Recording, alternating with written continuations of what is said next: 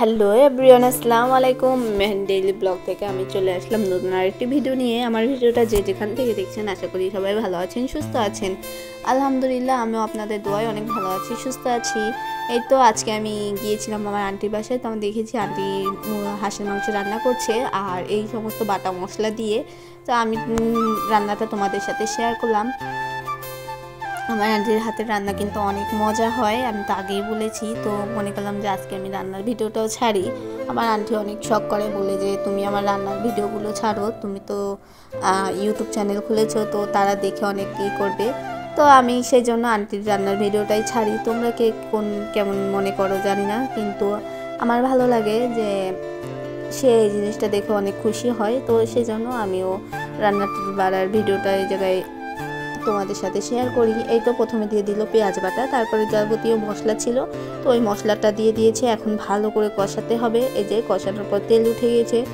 আর এই যে এই জায়গায় একটা হাঁস কিনেছিল 3.5 কেজি ওজনের, সেটা হচ্ছে 1200 টাকা দিয়ে কিনেছিল। তো হাঁসের মাংসটা কিন্তু অনেক বড় ছিল, এজন্য এত গুস্ত হয়েছে। আর শীতকালে তো সবাই কম বেশি হাঁসের মাংস খায়।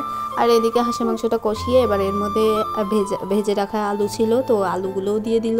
আর এই তো একটু ঝাল ঝাল হয়েছিল, একদম লাল টুকটুকে করছিল তরকারিটা। তো আর এই তো আজকে আমি আবার বিকেলবেলা পিঠা বানাবো, ডিম পিঠা। তো সেই পিঠা বানানোর প্রসেসটাই তোমাদের কাছে দেখাচ্ছি। একটা ডিম দিয়ে আমি কিভাবে 1 প্লেট ফুলঝুরি পিঠা বানালাম সেটাই তোমাদের সাথে শেয়ার করব।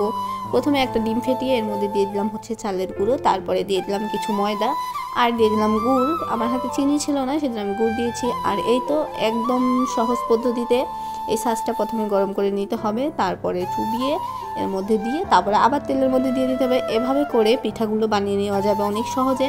আর এই তো এভাবে আস্তে করে এটা কিন্তু ছুঁড়ে যাবে, বা কিছু সাহায্যে একটুখানি ছুঁড়িয়ে দিলে হয়ে যাবে। এটা আমার তেলটা বেশি গরম হয়ে গেছে জানি, একটু লাল হয়ে গেছে বেশি। আর এই পিঠাটা আমার শ্বশুরবাড়ি এলাকায় কিন্তু অনেক ভালো খায়, সবাই অনেক পছন্দ করে খেতে।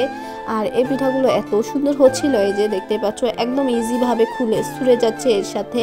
মানে আমার এই পিঠা বানানোর ব্যাটার, তারপরে এই সাজটা একদম পারফেক্ট হয়েছে, এই জন্য এরকম হয়েছে।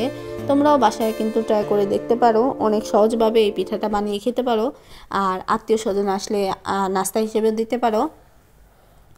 তো এইদিকে তো আমি কথা বলতে বলতে আমার পিঠা যেহেতু একটা ডিম দিয়ে গুলেছিলাম, তো অল্প কয়টাই পিঠা হয়েছিল, মানে 1 প্লেট পিঠা হয়েছে। এটাকে জামাই পিঠা বলে আমাদের এদিকে, আর হচ্ছে আমার শ্বশুরবাড়ি এলাকায় এটাকে ডিম পিঠা বলে, ডিম বলে, সরি, এই পিঠা ফুলঝুরি পিঠা বা ডিম পিঠা, মানে যে যেই ভাষায় বলে। তো আমার কাছে এই পিঠাটা কিন্তু অনেক ভালো লাগে, আর আমার মেয়েও অনেক পছন্দ করে। আর পিঠাটা এত মচমচে হয়েছিল যে বলার বাহিরে। এই যে পিঠাটা আমার একটা ডিম দিয়ে এতগুলো পিঠা হয়ে গিয়েছে। এবার আমি দেখাচ্ছি যে কতটা মচমচে হয়েছে, এই যে হাত দিয়ে ভেঙেই দেখাচ্ছি, মানে এত পারফেক্টলি হয়েছে। আমি এই পিঠা অনেক আগে থেকেই বানাতে পারি, তো আজকে বিকালে নাস্তা হিসেবে আমি এটা বানিয়ে নিলাম। আর এই তো আমার পিঠাগুলো সম্পূর্ণ বানানো শেষ।